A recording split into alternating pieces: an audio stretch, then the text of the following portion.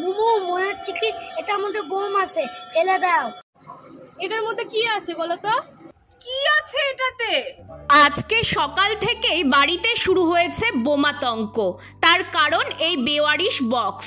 আজ সকালে এক ডেলিভারি বয় এই পার্সেলটা দিয়ে গেছে। পার্সেলটা প্রিপেইড করা আর এসেছে আমার নামে। এদিকে আমি কোনো কিছুই অর্ডার করিনি। এটা ফ্লিপকার্ট, অ্যামাজন কোনো অ্যাপ থেকেও আসেনি। তাহলে কে পাঠালো? কি এসেছে?